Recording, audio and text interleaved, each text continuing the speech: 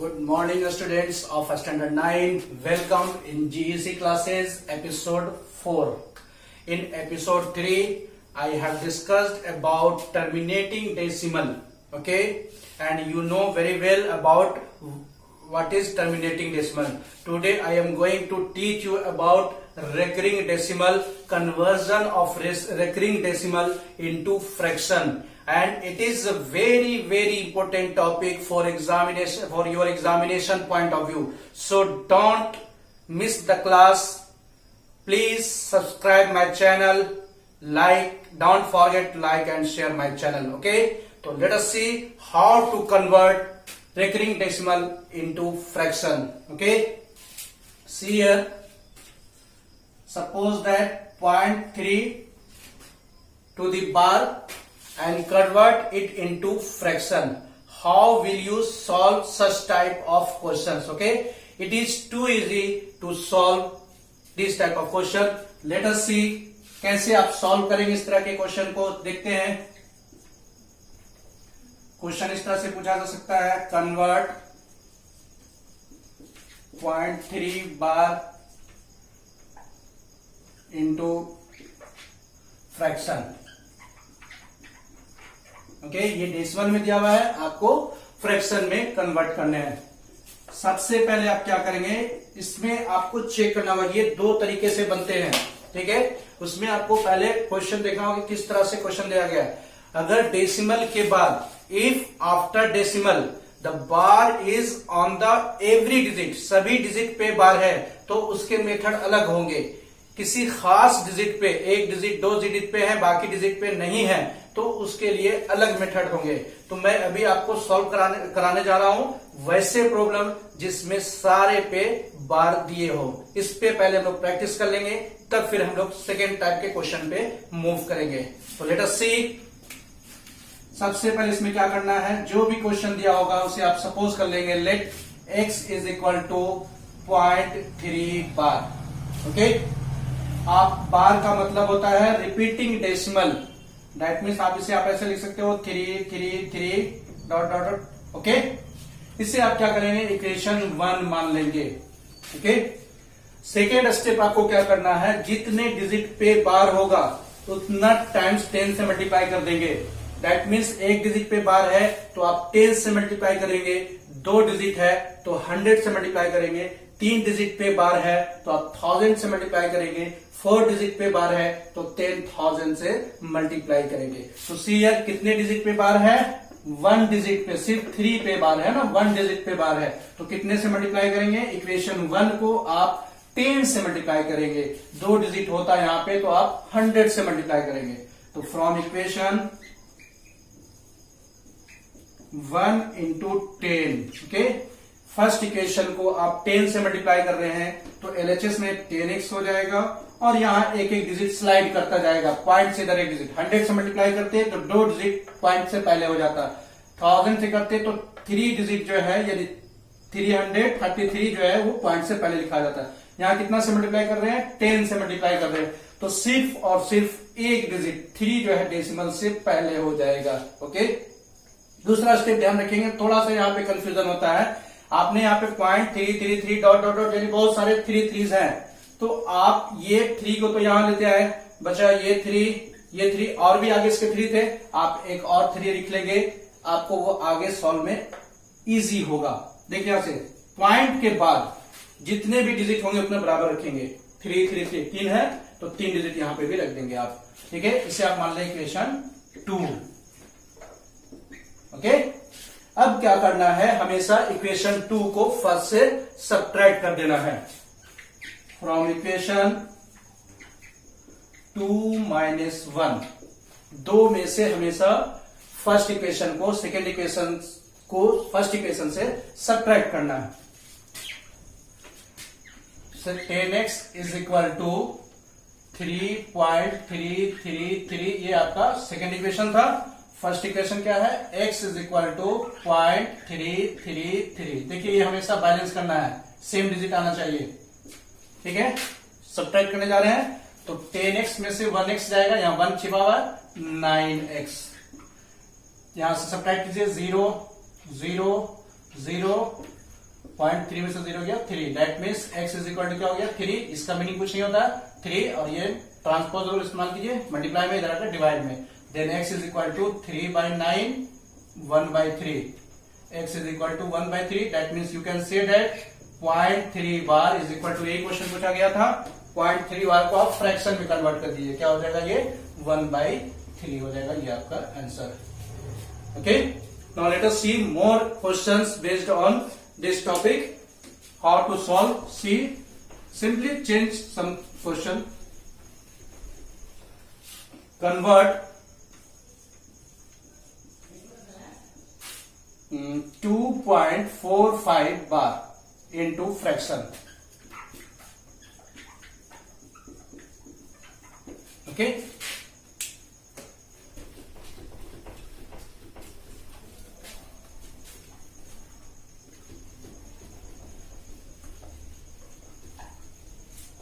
See here, उसी तरह से सॉल्व करेंगे। Let x is equal to 2.45 bar, जो क्वेश्चन दिया रहेगा उसे आप x सपोज कर लेंगे। Now x is equal to 2.45, देखिए कितने पे बार है 4 5, दोनों डिजिट पे, दोनों डिजिट रिपीट होता चला जाएगा 4 5 4 5, इसे आप मान लेंगे इक्वेशन 1। ठीक है, यहां तक कोई दिक्कत नहीं। अब क्या करना है, फर्स्ट इक्वेशन को कितने से मल्टीप्लाई करना है, वो डिपेंड करेगा कितने पे बार है, कितने डिजिट पे बार है, 2 डिजिट पे बार है, तो कितना से मल्टीप्लाई करेंगे 100 से करेंगे। एक डिजिट पे तो 10 से, 2 डिजिट पे बार होगा तो 100 से, 3 डिजिट पे होगा तो 1000 से, इसी तरह से आप करते जाएंगे। तो from equation 1 into 100x is equal to कितना डिजिट बाहर आएगा, इधर डेसिमल से इधर पहले 2 डिजिट, अगर 10 से मल्टीप्लाई करते हैं तो 1 डिजिट आता है, तो 2 तो पहले से है, 2 4 5, 2 डिजिट बाहर आ गए डेसिमल के बाद। अब उसके बाद बचे 4 5 4 5, ये दोनों मैंने नोट कर दिया, इसके आगे बहुत सारे, एक और 4 5 लिख लेंगे, इक्वेशन 2 हो गया। ठीक है, अब क्या करेंगे, from equation 2 minus 1, okay, second equation को फर्स्ट इक्वेशन से सब्ट्रैक्ट करने पे क्या हो जाएगा, ये 100x is equal to 245 4 5 4 5 dot dot, okay. तो ये 245 4 5 4 5, और एक लिखना लिख सकते हैं, नहीं लिखना नहीं लिख सकते, कोई दिक्कत नहीं, लिख लीजिए। अगर आपको कंफ्यूजन हो रहा है तो लिख ले सकते हैं, 100x is equal to 245 4 5 4 5 4 5 dot dot, okay. Equation 1 put कीजिए, x is equal to 2 point हमेशा सामने सामने रहेगा, ठीक है, 2.45 4 5 4 5, ओके। सब्ट्रैक्ट करने जा रहे हैं, 100x में से 1x गया 99x, ओके। यहां से देखिए हमेशा बैलेंस करने के लिए सेम डिजिट होना चाहिए, 0, यानी डेसिमल के बाद सारा 0 0 हो जाना चाहिए, ठीक है। 245 में से 2 गया 243, तो x इज इक्वल टू हो गया 243/99, ये कैंसिल आउट होगा 3 से, 3 8 जा 24, 3 1 जा 33, 3 जा 9 9 जा 81, 11 3 जा, that means x is equal to 27 3 जा 11 3 जा, ओके, 27/11, ओके, 33 जा 99, 11 3 जा, okay. x is equal to, ये आपने माना था 2.45 बार इज इक्वल टू 27/11, ये आपका हो गया आंसर, ठीक है। Now let us see next question, ये सेकंड क्वेश्चन था, थर्ड क्वेश्चन देखते हैं हम लोग। See question number 3, convert 0.324 bar, that means तीनों डिजिट पे बार है, आपको इसे फ्रैक्शन में कन्वर्ट करना है। प्रोसेस आपका वही होगा जैसे आपने स्टार्टिंग में लिया था, let x is equal to 0.324 bar, okay. फिर क्या करेंगे आप, 0.324 बार, तीनों पे बार है, दैट मीन्स ये तीनों डिजिट बार बार रिपीट होता रहेगा, इक्वेशन 1 मान लेंगे, ठीक है। अब इस इक्वेशन 1 को कितने से मल्टीप्लाई करना है, कितने डिजिट पे बार है, 1 digit 2 digit 3 digit, there are 3 digit, okay. Then you will multiply equation 1 into 1000, okay. From equation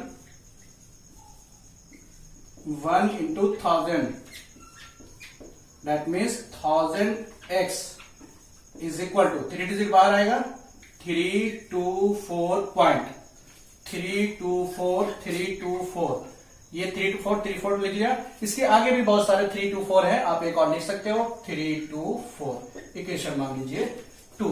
okay, फिर वही process from equation 2 minus 1 from equation 2 minus 1 1000x equal to 324 and that's all. Okay, first equation x is equal to 0.324. Okay, आप यहां एक चीज देख रहे हैं, हमेशा डेसिमल के बाद जो आपका जितने भी डिजिट है सबके सामने सेम सेम होना चाहिए, नहीं तो फिर गड़बड़ हो जाएगा। ओके, 0 0 0 0 0 0 0 0 0 90 3 3 6 90 324। यहां कितना हो गया 999। 1000 में से 1x जाएगा 900। अब इसे x इज इक्वल टू क्या लिखेंगे 324 डिवाइड बाय 999। ठीक है, ये कैंसिल आउट हो जाएगा 3 से 3 10 30 yes 3 1 3 3 8 24। Okay, 3 3 3 3 3 9 3 6 18 1 1 1। Okay, that means x is equal to, अभी और कटेगा ये 3 से 3 1 3 3 2 6 37 3 your answer is 12/37। Final answer is 0.324 bar is equal to 12/37। This is your answer. Okay students, इस तरह से मैंने रेकरिंग डेसिमल को फ्रैक्शन में कन्वर्ट करने का तरीका बता दिया। वो भी कौन सा कंडीशन, सिर्फ एक कंडीशन, जब टोटल पे बार हो। नेक्स्ट क्वेश्चन में अब हम आपको बताएंगे किसी खास डिजिट पे अगर बार हो, टोटल पे बार नहीं हो, टोटल डिजिट पे बार नहीं हो, 1 या 2 डिजिट पे हो या उससे ज्यादा डिजिट पे, मतलब कुछ पे बार हो कुछ पे बार ना हो, तो उसे आप कैसे फ्रैक्शन में सॉल्व करेंगे, उसके मेथड बिल्कुल इससे अलग हो जाएंगे। तो ध्यान रखेंगे, इस पे प्रैक्टिस अच्छे से करेंगे और उस पे प्रैक्टिस भी अच्छे से अलग तरीके से करेंगे। ओके, तो प्लीज चैनल अगर आपको अच्छा लग रहा हो तो प्लीज सब्सक्राइब करना नहीं भूले और लाइक शेयर जरूर करें हमारे चैनल्स को। कैसर की पढ़ाई देखते हैं, आगे के क्वेश्चंस कैसे सॉल्व करते हैं उस तरह के क्वेश्चंस को।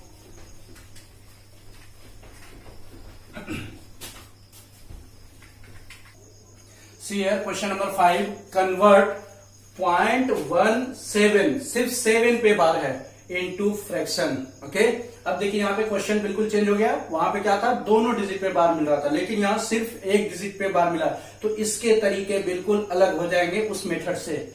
यहां पे क्या करते हैं, पहला तो तरीका वही होगा, एक्स जैसे मानते हैं वैसे मानेंगे, लेकिन यहां पे फर्क क्या पड़ जाएगा, बार से फर्क पड़ेगा, क्योंकि यहां सारे डिजिट पे बार नहीं है, तो इसमें मेथड बिल्कुल उससे उल्टा अप्लाई करना है। दैट मीन्स यहां पे क्या करना है, पहले जितने डिजिट पे बार नहीं है उतना से मल्टीप्लाई करना है। कितने डिजिट पे बार नहीं है, एक डिजिट पे बार नहीं है, तो कितने से मल्टीप्लाई करेंगे, 10 से मल्टीप्लाई करेंगे। ओके, फिर दूसरा कंडीशन चलेंगे, जितना डिजिट है टोटल डेसिमल के बाद, टोटल से मल्टीप्लाई करेंगे उतने टाइम्स 10 से।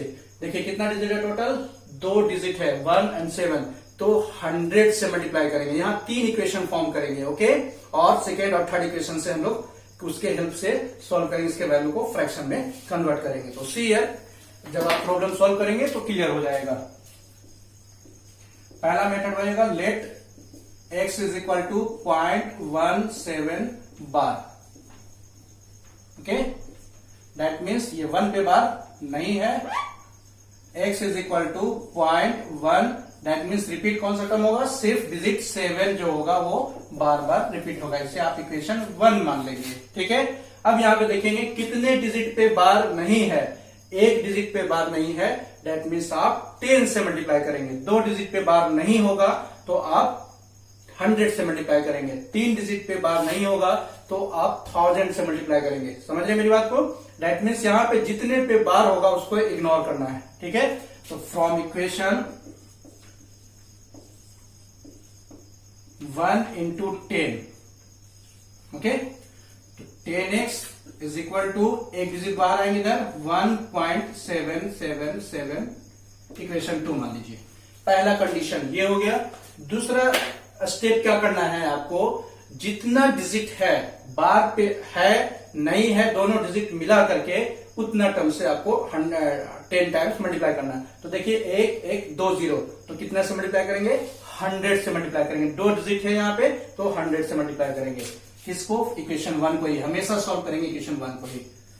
फ्रॉम इक्वेशन 1 इंटू 100, यानी मल्टीप्लाई जो करना है वो हमेशा इक्वेशन 1 को ही 10 से 100 से 1000 से जो भी करना हो। तो यहाँ 100 से कर रहे हैं, 100x is equal to, 2 digit बाहर आएंगे है ना, 100 से मल्टीप्लाई कर रहे हैं, डेसिमल के इधर 2 डिजिट स्लाइड होंगे, 7 7, ये दोनों नोट कर लिया। और भी आगे 7 है, एक और नोट कर लेते हैं।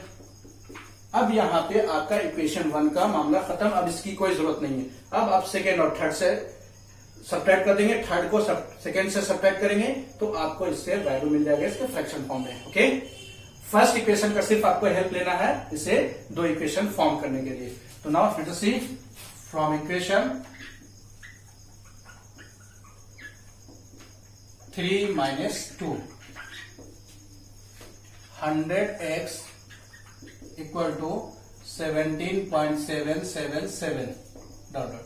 Second equation 10x is equal to 1.777. Okay. Second equation 100x, sorry, third equation 100x is equal to 17.777 and second equation 10x is equal to 1.777. Subtract it. 100 में से 10 गया, 90x is equal to 0 0 0, 17 में से 1 गया 16, okay. x is equal to 16 by 19, 90, 8 to the 16, 45। तो x का value आपको मिल गया 8 by 45। फ्रैक्शन आपका हो गया, x इज इक्वल क्या माना था, 0.17 बार, 7 पे बार सिर्फ, इज इक्वल हो जाएगा 8 by 45, ठीक है। जब आप 17 दोनों पे बार आएगा तो उसका कुछ आंसर आएगा, और एक डिजिट पे बार है तो इसके कुछ और आंसर आएंगे, okay. Now let us see next question. सी क्वेश्चन नंबर 6, एक्सप्रेस 0.163 बार, यानी यहाँ पे देखिए 2 डिजिट पे 6 और 3 पे बार है, as a fraction in simplest form. Fraction में तो कन्वर्ट करना ही है और उसे सिंपलेस्ट फॉर्म में भी कन्वर्ट कर देना, डेट मीन्स वो जितना सिंप्लीफाई हो सकता है उसको सिंप्लीफाई कर देना। तो देखिए यहाँ पे प्रोसेस वही होगा। पहला step, let x is equal to 0.163 पे बार है, तो x इज इक्वल टू आप ऐसे लिख सकते हो 0.1636363, है ना, सिर्फ 63 आपका रिपीट होगा। अब यहाँ पे देखते हैं कितने डिजिट पे बार नहीं है। देखिए कितने डिजिट पे बार नहीं है, एक डिजिट पे बार नहीं है, तो कितने से मल्टीप्लाई करेंगे, 10 से, है ना। यहाँ वही कंसेप्ट रखना है, जितने पे बार है उसको इग्नोर करना है। From equation 1 into 10x equal to, एक डिजिट इधर आ जाएगा, 63 63 63, ये इक्वेशन हो जाएंगे आपके सेकेंड। थर्ड इक्वेशन में क्या करना है, फर्स्ट इक्वेशन के हेल्प से ही अब देखना है कि कितना टोटल डिजिट है, बार मिला करके और बार जिसपे नहीं है दोनों को काउंट करके। देखिए यहाँ पे कितना डिजिट है, 1 2 3, 3 डिजिट है, तो कितना से मल्टीप्लाई करेंगे, 1000 से। किसको मल्टीप्लाई करेंगे, इक्वेशन 1 को, हमेशा 1 को ही चेंज करना है, ठीक है। नाउ फ्रॉम इक्वेशन 1 इंटू कितने से, 1000 से, क्यों, क्योंकि यहाँ 3 डिजिट है ना। तो 1000x is equal to 3 digit यहां से रिप्लेस होंगे, 163 पॉइंट, अब क्या हो जाएगा 63 और भी आगे 63 है, लिख लीजिए, इक्वेशन थर्ड हो गया, ठीक है। चलिए नाउ फ्रॉम इक्वेशन किसे सेपरेट करना है, थर्ड इक्वेशन को किससे, 2 से, है ना। कितना है ये, 1000x